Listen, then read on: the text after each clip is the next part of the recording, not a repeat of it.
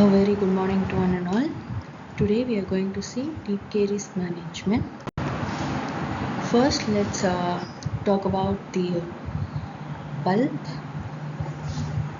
It is a very highly vascular tissue encased within a rigid chamber composed of dentin, cementum, and enamel. As we all know, there are different layers such as the cell-free zone and the cell-rich zone.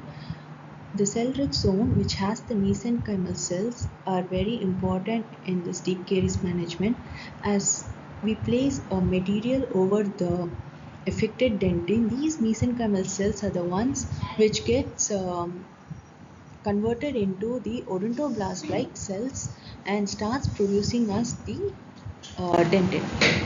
So the important functions of pulp are nutrition, immune cell defense, proprioception, dentinogenesis, and it also produces secondary reparative and peritubular dentin in response to various biologic and pathologic stimuli. So this undifferentiated mesenchymal cells from the cell-rich layer differentiates into the odontoblast-like cells to produce the reparative dentin.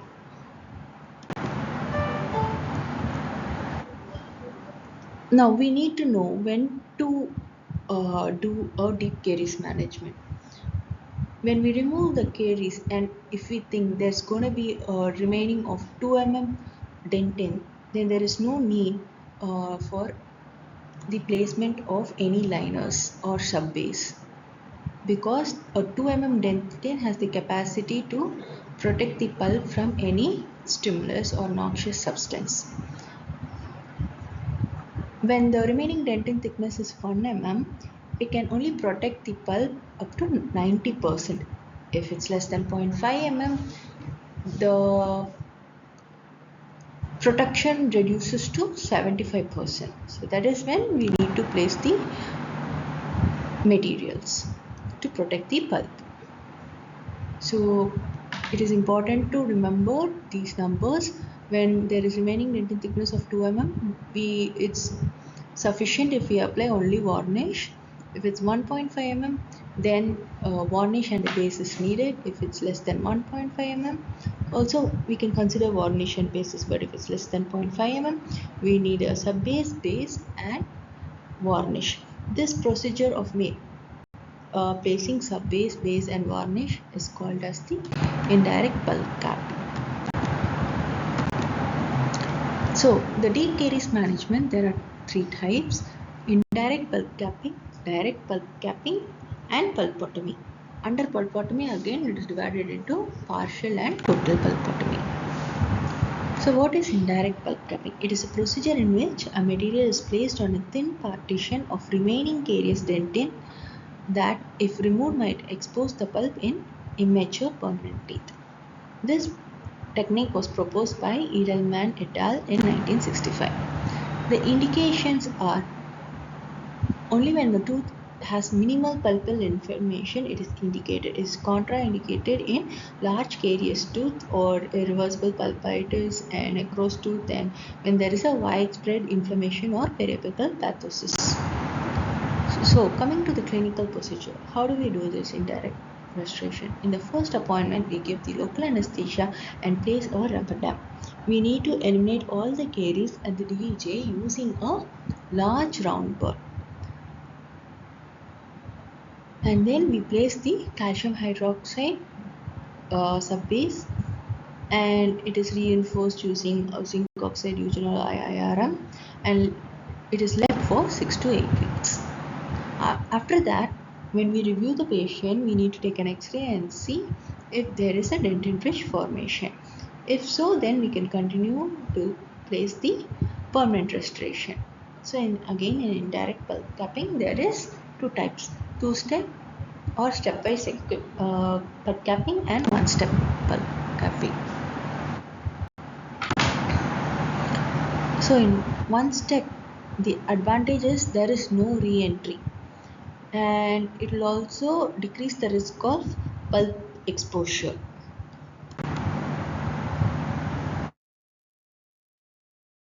The materials used for indirect pulp therapy are calcium hydroxide, mineral trioxide aggregate, bioceramic materials. Okay.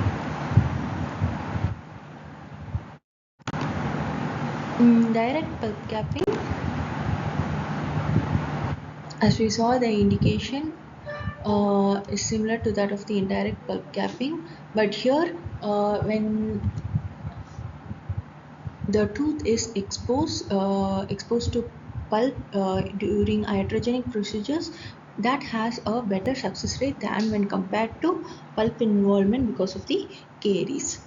And if there is any iatrogenic opening of the pulp, it has to be treated immediately. It has a good prognosis rate when treated immediately, but if it's done after 24 hours, the prognosis is compromised. So radiographically also, there shouldn't be any widening of periodontal ligament space or periradicular lesion. The contraindications are large caries exposure in symptomatic permanent tooth, calcification of pulp chamber. If the tooth is, if we are going to use this tooth for as an abutment for the fixed partial denture, then it is not advocated. So, the factors affecting the prognosis are whether if it's a caries exposure or mechanical exposure. Depending upon the size, if it's a pinpoint, it has a better prognosis when compared to large exposure. As you already saw, the time gap also plays an important role. Next is the bleeding control. If you are able to control the bleeding after within a minute, then it has a good prognosis. So the techniques for direct pulp capping is similar to that of indirect pulp capping. First, we need to anesthetize and isolate the tooth under rubber dam.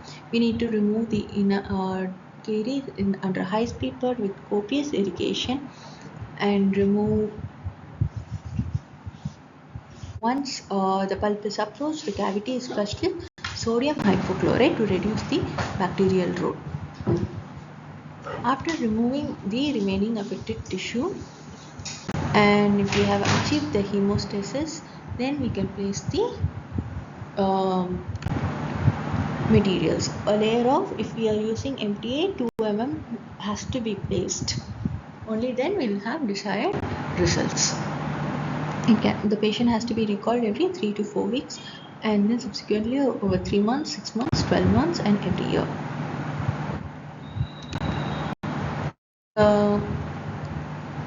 Direct pulp capping, the agents used are similar to that of indirect pulp capping. They are calcium hydroxide, MTA, calcium enriched mixture, biodentin.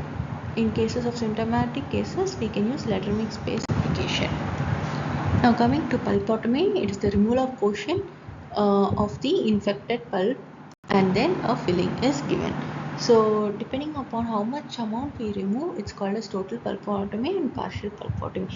In total pulpotomy, total coronal portion of the pulp is removed, whereas the partial or swept pulpotomy, only the tissues that are infected are removed, the remaining are left intact.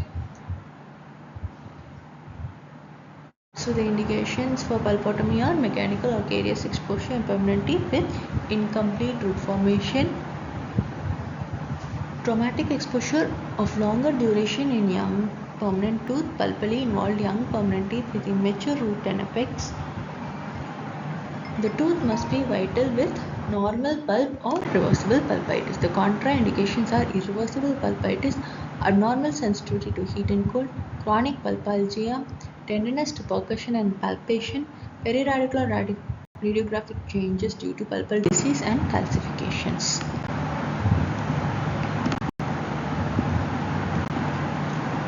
So the clinical protocol is similar to that of the direct pulp capping. So we have seen the pulp capping agents earlier. So thus we conclude by saying that the vital pulp therapy is a conservative approach for maintaining the vitality of pulp and also allows the root maturation. The results mainly depends on meticulous treatment planning, case selection, treatment, and proper follow-up. The clinician's ability to assess the health of the remaining pulp tissue is most important. So these are the headings that we have seen. Thank you.